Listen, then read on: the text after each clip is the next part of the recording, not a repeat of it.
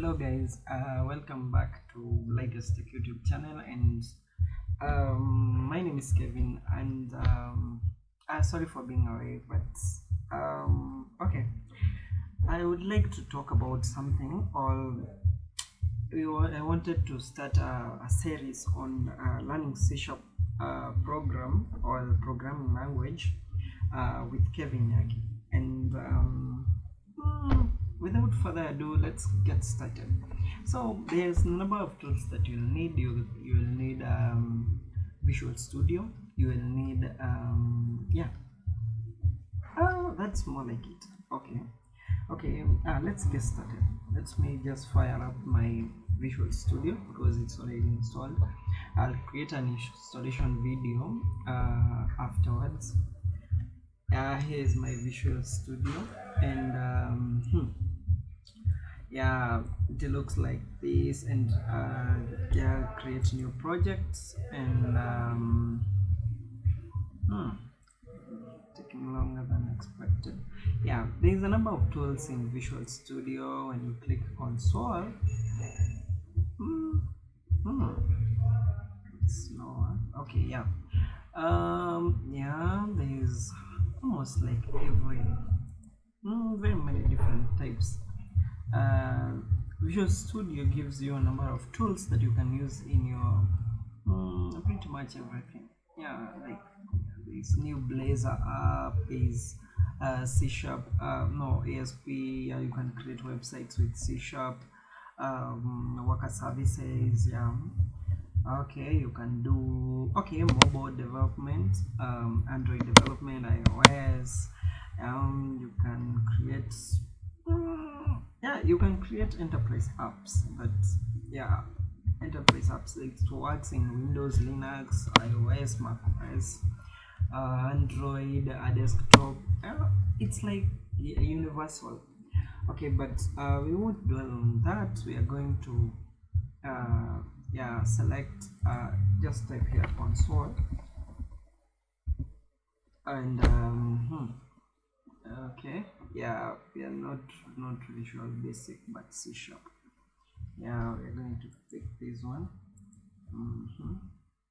Yeah, let's name it hello world. You can see these are okay, yeah, like you have to come up with a way that you're going to define your name your project, so that the name is significant or it's different. Okay, yeah. Let's create that project. And okay, something about C#. C# is very cool in that it runs on almost everything. It runs on desktop, like I said, Linux, Android. That makes you can just build one thing. You can just learn one language that will do everything. With it. Okay, let's say there's a number of code that's boilerplates that comes with it once. I haven't written anything in this whatever, but there's some things that they're very essential, like this part here. Okay, you can see there is a namespace, class, there is a method, a main method here. Okay, something to note about methods. It's okay because it has three logic parts. C# has three logic parts. There is a C# program must have a class, must have a main method, and also the contents in the main method. Okay, this is our class. A class is called program, and there's a main method. Yeah, the main method takes a parameter of type array of strings, and okay, inside these curly brackets, that's where we are going to write our code, because inside this method, this is where the program starts in the main method. So if you write something under here, it won't be run by the program. it must be inside this bracket, and we are going to create our first program. It is going to print okay, hello world console. Okay, we start by console dot capital W, right, capital L, line,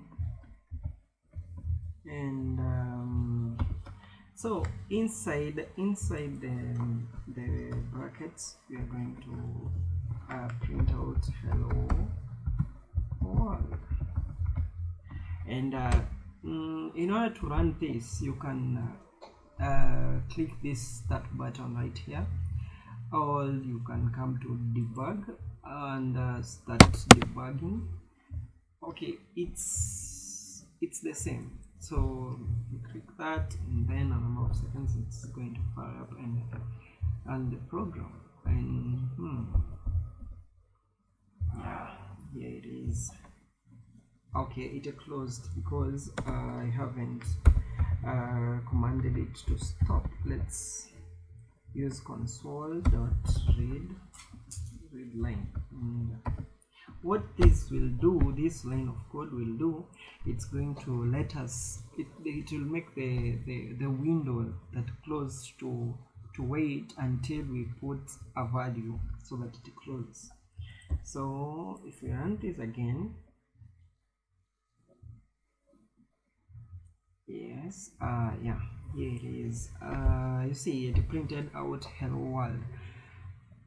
Yeah, that's pretty much what we wanted to do, but I'll show you something else, some errors that may arise when you try to run these codes. You can get something like this, and if you run, yeah, you will get something of this sort. And okay, always click on no, then you're going to have a list of errors here. One states as syntax error expected, okay, value there, something expected, and okay, the name hello doesn't exist in the current context, and the name world doesn't exist in the current context. So if you click on this, it is going to take you directly to where the error is. And okay, something to note is that you have to add, okay, the quotation mark so that to remove that error. And I'm going to discuss that why you need those quotation marks in the coming videos. And so you can get another error like this. Maybe yours did not compile successfully. So you see, it says that a semicolon expected, and if you click that, it'll take you to where the semicolon is supposed to be. So that's the cool thing about Visual Studio. Okay, that's pretty much more like it. So I don't think I've forgotten anything. Yeah, the next video we're going to talk about data types and data types. And okay, see you in the next video.